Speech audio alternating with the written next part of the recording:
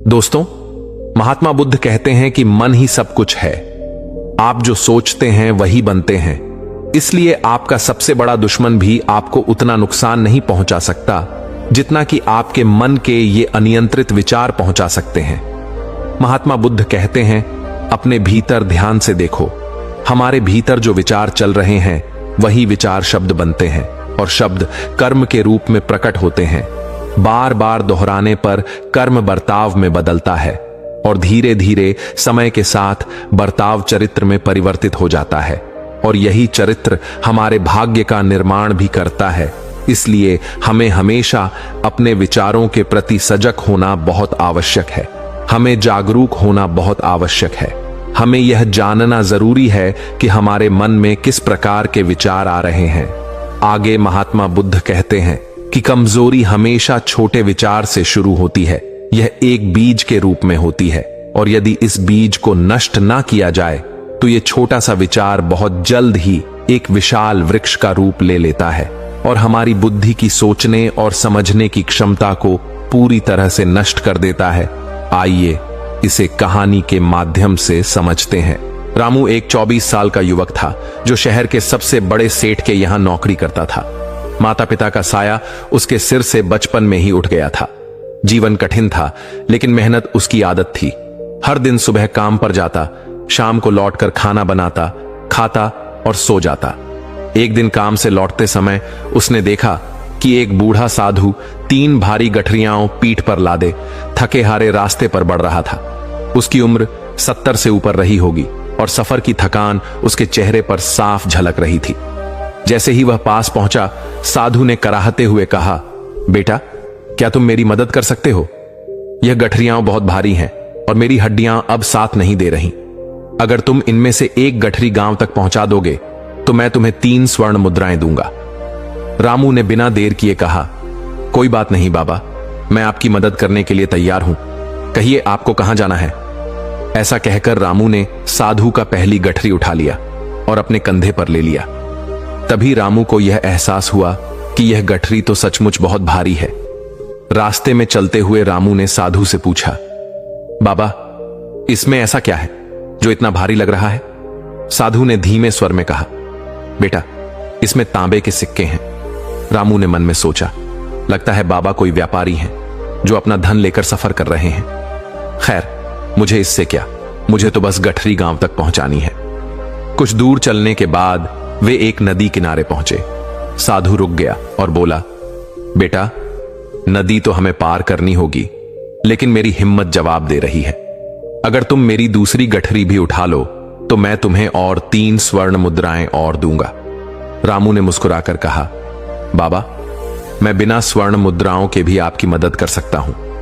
आप चिंता न करें। अब उसके कंधे पर 2 भारी गठरियां थीं। नदी पार करने के बाद उसने साधु से फिर पूछा, बाबा, इस दूसरी गठरी में क्या है? यह भी बहुत भारी लग रही है। साधु ने उत्तर दिया, इसमें चांदी के सिक्के हैं। रामू ने अब ध्यान दिया कि बाबा के पास सचमुच बहुत धन था। उसने मन में सोचा, यह बाबा जरूर कोई अमीर आदमी होंगे, लेकिन इतनी दौलत के बावजूद पैदल क्यों चल रहे हैं? जैसे जैसे वे सुनसान राह की ओर बढ़े, रामू के मन में लालच की चिंगारी जलने लगी। उसने खुद से कहा, अगर मैं यह सिक्के लेकर भाग जाऊं तो कौन मुझे पकड़ पाएगा? इससे मेरी गरीबी हमेशा के लिए खत्म हो जाएगी। लेकिन अगले ही पल उसकी अंतरात्मा ने उसे टोका, रामू, यह गलत है। किसी की मेहनत का धन चुराना पाप है। रामू ने खुद को समझाया और अपने लालच को मन से निकाल दिया। लेकिन तभी एक पहाड़ी आई और साधु ने कहा, बेटा, मेरा शरीर अब और नहीं चला सकता।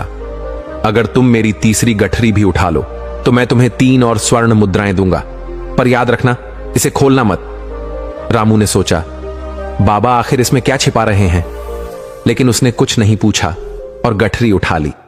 अब वह बहुत धीरे धीरे चल रहा था, जबकि साधु बिना किसी बोझ के तेजी से आगे बढ़ रहा था। जैसे ही वे पहाड़ी की चोटी पर पहुंचे, रामू के मन में एक और विचार आया, अगर इसमें सोने के सिक्के हैं तो यह बाबा कोई चोर हो सकते हैं और चोर से चोरी करना गलत नहीं होता।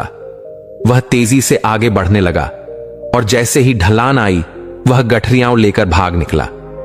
वह अपने घर पहुंचा और खुशी से उछल पड़ा। अब मैं अमीर बन गया। उसने हड़बड़ी में पहली गठरी खोली।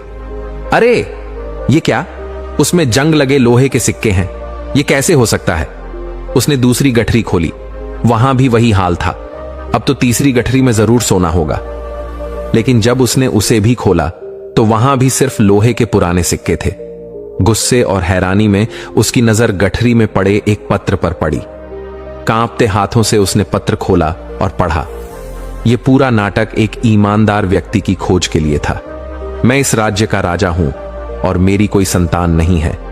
मैं चाहता था कि कोई ऐसा व्यक्ति मिले जो मेरे राज्य का सही उत्तराधिकारी बन सके, लेकिन अफसोस, तुम अपनी परीक्षा में असफल हो गए। पत्र पढ़ते ही रामू के पैरों तले जमीन खिसक गई। वह जोर जोर से चिल्लाने लगा, क्यों मैंने अपने मन के लालच को नहीं रोका? अगर वह ईमानदार रहता तो आज राजा बन सकता था, लेकिन उसने अपनी नियति खुद अपने हाथों से बदल दी थी। जिस प्रकार आपने इस कहानी में देखा, किस प्रकार उस रामू का मन उस पर हावी हो चुका था और उसकी सही और गलत सोचने की क्षमता पूरी तरह से नष्ट हो चुकी थी, जिस कारण वह यह समझ नहीं पाया कि उसे क्या करना चाहिए, और उसके लालच ने उसके भीतर इतनी ऊर्जा भर दी कि वह तीनों गठरी उठाकर इतनी तेजी से वहां से आगे भी बढ़ गया। इसीलिए जब आपके मन में पहली बार कोई गलत विचार उत्पन्न हो, तभी उसे जड़ से उखाड़ देना चाहिए, अन्यथा वह विशाल वृक्ष का रूप लेगा और आपको किसी न किसी गलत राह पर वह ढकेल ही देगा। आप चाहकर भी उसे रोक नहीं पाएंगे। लेकिन अब आपके मन में यह प्रश्न उठ रहा होगा कि हम भला अपने मन के विचारों को कैसे नियंत्रित करें? हमारा मन तो इतना चंचल है, वह इतना शक्तिशाली है कि वह हम पर हावी हो ही जाता है। हम चाहकर भी उस पर नियंत्रण नहीं कर पाते। इसका जवाब में महात्मा बुद्ध हमें दो बातें समझाते हैं। पहली बात, सही इरादा विकसित करो।